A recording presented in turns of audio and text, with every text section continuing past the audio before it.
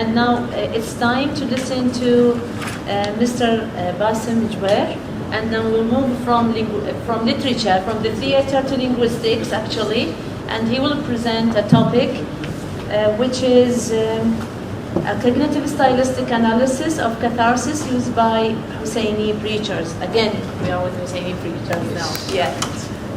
Please, Dr. Ria, present Mr. Bاسم.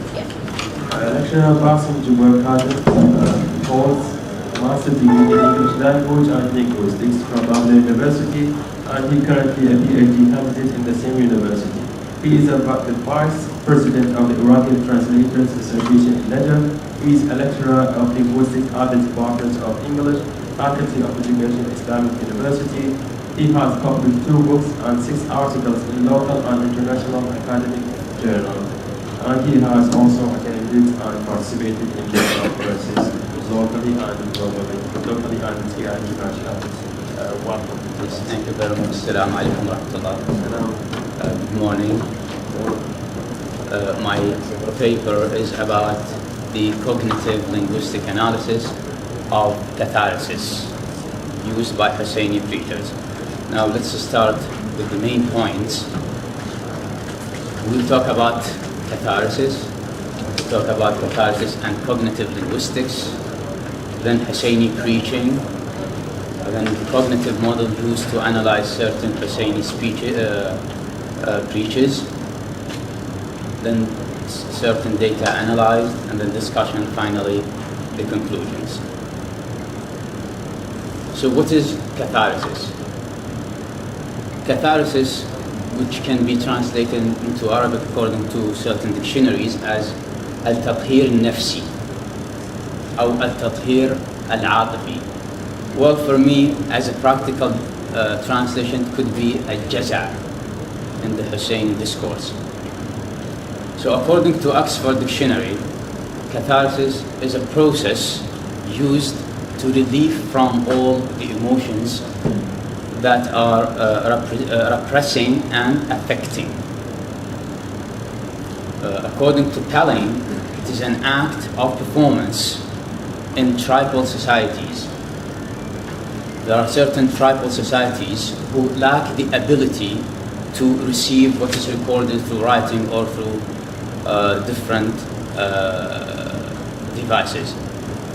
So what they need someone to perform certain acts or certain movements. So that's why catharsis can be reached through these acts. According to Rhyme, which is the closest to our topic, catharsis can be collective, which means community having the same mentality. Here collective means jam'i or something related to kifai. Share the same purpose for using catharsis that could be repeated over time in a regular way as a matter, as the same matter as with the Husseini tragedy event. So in terms of cognitive linguistics, since it is a process, catharsis is a process, since it is something related to the emotions, then we should deal with it in terms of cognition. Then since we use certain utterances to transfer this phenomenon, then we should deal with linguistics. And here we have the cognitive linguistic approach. Now following Goldberg, to transfer catharsis, certain linguistic or lexicalized, as we will see later, expressions and other paralinguistic factors can be referred to as the manner in which catharsis is produced.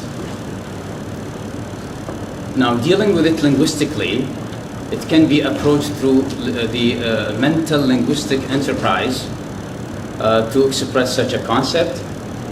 It is used for thematic in terms of linguistics and certain stylistic stages. Otherwise, it can be used in psychology, sometimes used purgation as a treatment for certain disorders. It can be used in literary works which have a special focus on a social, political, religious issues based on Lahi's definition, 2014. To approach catharsis through stages, it is said that the event is the basic element. There must be certain event as a basic element on which linguistic choices depend in terms of encoding a certain construction. This choice is highly sensitive to culture. So here, sometimes certain audiences, as has been mentioned by Dr. Hassan, certain cultures deal with the issue of Imam Hussein alayhi salam differently. So sometimes they walk on fire, sometimes they hit their chest, sometimes they do other rituals. Now, what is meant by Husseini preaching? Of course, all of you know what is Husseini preaching. However, academically, the Husseini preach or sermon and its discourse has undergone certain developments throughout its long history, which began shortly after the martyrdom of Imam Hussein, peace be upon him, until it reaches the stage in our time, which is considered the finest. Now, it has several components or parts. It starts with the introduction, where certain ayahs or certain phrases used, like Ya laytana kunna ma'akum fanafuza fawzan azima, etc. The second part is the poem or certain poetic lines. And this poem or poetic lines must be related to the theme of the speech or the theme of the sermon itself. And these lines should be recited in a special melancholic way that leads to provoke the audience's feeling regarding the tragedy. In the last lines, the preacher uses different intonation contour to have the audience participate with a special paralinguistic cues in order to draw the audience's attention. And on this point, I may contradict Dr. Mithal in terms of using the Husseini majalis for teaching. Yes, they are for teaching, basically, but how to draw the audience's attention? There must be some kind of emotions to bring them to attention. The third part, which is the lecture or the research itself or the topic, nowadays it is called research, means the subject matter of the preacher, in which the preacher discusses, and that is the most important part, the core of the sermon. The preachers are distinguished here among themselves in the area of creativity and explanation, that some of them maximize the importance of the subject if dealing with it as a matter of reality, or make a comparison between the present day and the tragedy that happened to Imam Hussein and his family members, along with his companions. The fourth part is shifting, or in Arabic, takhallus or takhlis or something, which means to shift from the topic to the sermon, to the atmosphere of the grief and weeping. And here is the skill of the speaker, of the Husseini preacher.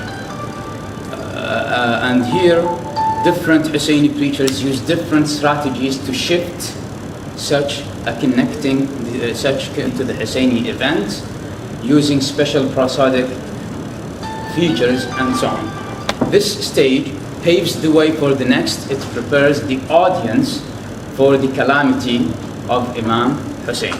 Now here, the calamity, or the part of the calamity, al-masiba or na'i sometimes, refers to the emotional part of the sermon, in which the preacher mentions a tragic event, and this tragic event should be related to the lecture and to Imam Hussein, and uses whatever strategy is possible to influence the audience emotionally. Again, the skillful Husseini preachers utilize the prosodic factors.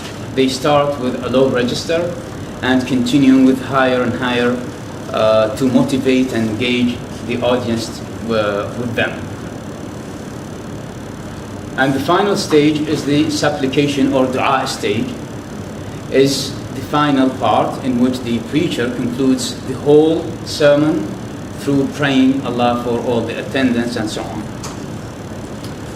Now the model that has been selected here, following the terminology of Catharsis, different stages to analyze, and this model of emotion, different stages to analyze certain emotional transfer, which starts with provoking the emotion, then move to emotional state, and then the control of the emotions to the degree that one cannot hold his or her emotion anymore. Then this control will be lost, and finally the release. And here in the release, the catharsis will happen. Now the overall analysis of the data to be described, described in accordance with the following stages of the model as follows. In the stage 1, in the cause of emotion stage, the Husseini preacher makes use of prosodic features that indicate weeping, whining, tones, melody, meters, popular rhyme poetry, whose mere aim is motivating people, the audience, and high register prosodic contour. In the fourth part of the lecture, of the sermon, shifting not only linguistic and paralinguistic cues. There are some Husseini preachers walk down among the audience to motivate them. In the second stage of the model, the audience's emotions are provoked, and some gestures are such as putting the hand on the face or nodding the head down, indicating that they are trying to be connected with the situation as produced. They utter certain prosodic contours, that's to say rise, high, fall, in order to be harmonized with the preacher's poetry. In this stage, the audience becomes connected with the preacher's motivating weeping. Now the third stage, lamenting, through special use of prosodic factors with special linguistic expressions, especially Ya Hussein, the audience tries to control their emotion. They start hitting their head and chest with other emotional moves, trying to go along with the situation at that time. Reaching the fourth stage, reaching the highest level of tragedy, which is loss of control, by using extra intonations, whining tones, high-pitched levels, mentioning utterances such as Wa Husseina, Wa Abbasa, Wa Zahra, Wa Zainaba, etc. At this stage, the audience loses control of the emotions.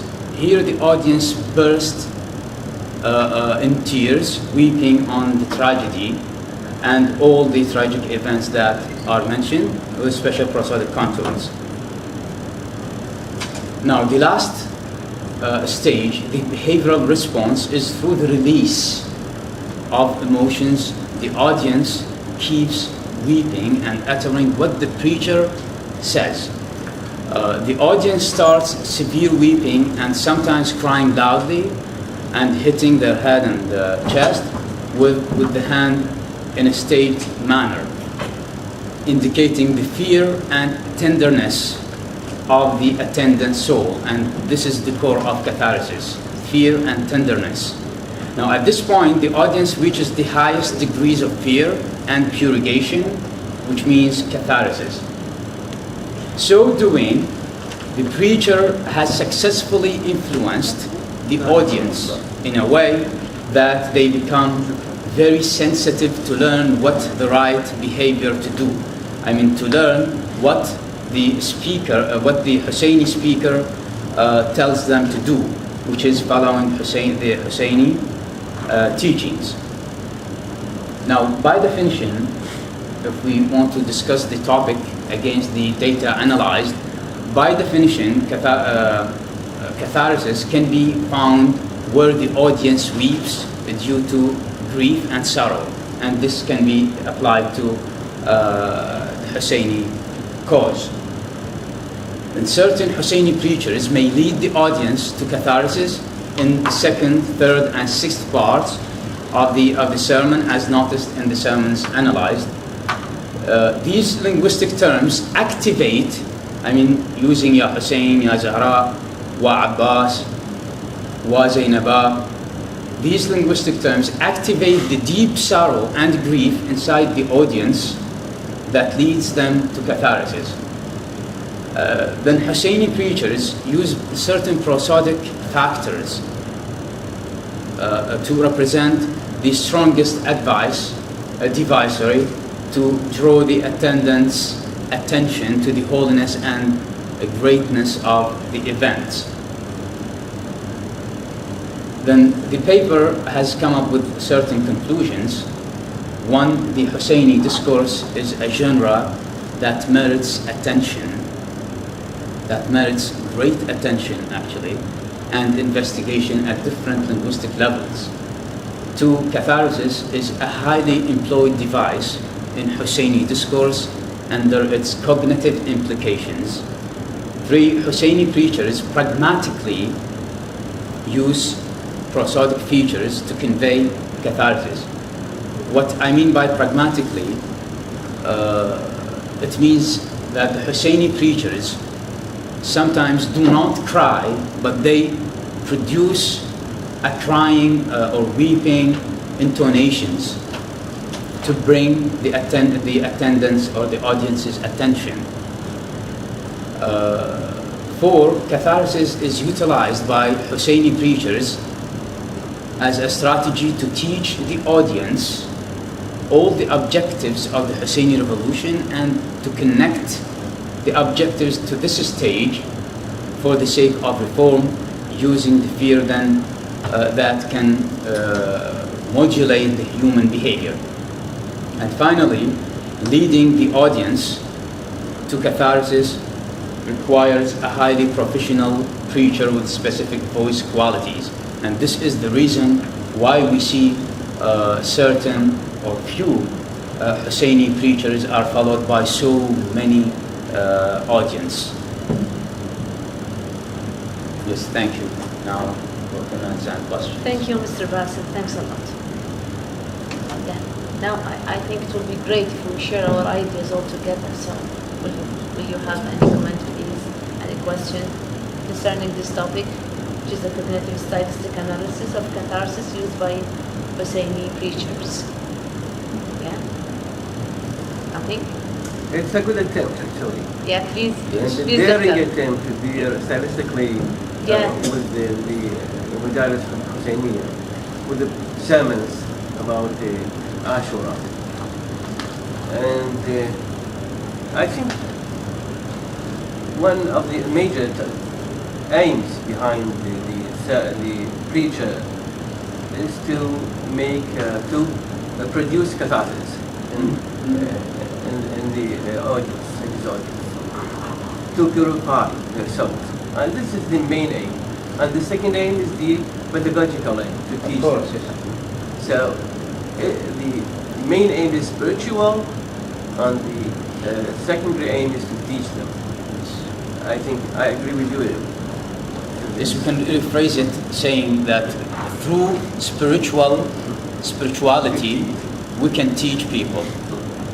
So the speaker, the Husseini speaker, tries to lead them to a certain emotional level where they are tender and soft, and they can receive whatever he tells them, he informs them. Yes, but you have touched upon, although you have touched upon the reaction of the audience to the preacher, and this is also important. Some people hit the chest, others their heads, Yes. others just weep. So it depends on the quality of the person, or the listener, the level of his or her knowledge. Sometimes one tear or one drop of tear is enough. Truly counts. Yeah, it is enough to show the real sympathy and the deep sorrow of the person. Sometimes those who are superficial need to hit the chest, to hit the heads with swords and etc. So it depends on the quality. This is a good topic to be tackled. I mean, the quality of the audience, how to raise the response up of the audience, yes. to raise the level of the audience. Yes, I dealt with it at this level because if I want to deal with the response of the audience, I should turn my study into a certain psycholinguistic level, while mine is cognitive level. And on the other hand, we haven't talked about this issue in particular because we need to take certain samples from different audiences, and it is a difficult job. Yes, and it is a special, Shia oriented job. It's not. But I snatched this slide reference in your slide. I also have a question. So my first question is, how did you go around collecting your data? Yes. And the second question, it is very difficult topic to cover, taking into consideration that it is depends on different things that we have to, measure. We do not measure feelings, okay? Yeah, unmeasurable. It's not measurable. Yeah. And then just if you want to do that, for example, we have to go for a questionnaire or interview or different means of collecting our data. So the second thing, what is your model? Is it audio? Is it multimodal analysis? So because with all things that have been said so far, your topic tackles about everything that you mentioned. It's body language, multimodality, text, etc. Yes. So your thank you My for first question, your what's your questions. data Yes, and I how think did you go around collecting? yes, I think both of your questions are related. Well, first I asked to select the person, the preachers. Then I had in my mind to take the popular ones. Well, this was not a good idea as advised by certain academic professors. Then I went to their levels of education, to their levels of presentation, to their sermons themselves, what they produce. Certain Husseini preachers start and end the preach crying, yes, and others present something academic. Yeah. Yes. You see the collecting data is very problematic. Yes, very delicate. Because you will ask, Yes, very delicate at why that time. did you choose this particular person, not the other person? Yes. Yeah. Yes, and the reasons are mentioned because of the academic level, because of the authorization from the higher religious, supreme religious authority. It mentioned also popularity of the preachers Yes, themselves. the last Yeah. one is popularity, because I was told that popularity is not everything. It's not everything. Yes, but I included it in the end. Regarding the model, Yes, regarding the model. First, I had to take the recorded speeches. Then again, I was told by certain comments to take the live show, so that I can take all the body language, the movements, without any editing. To take all these paralinguistic factors. Yeah. It's very challenging topic. Yes, it is. Yes, it is. Because you have children cards, very tiny. Of course, it is, and it is widely. Here are just the slides. Yeah, tons of volumes can be written about this topic. Of course, yes. Which is good one.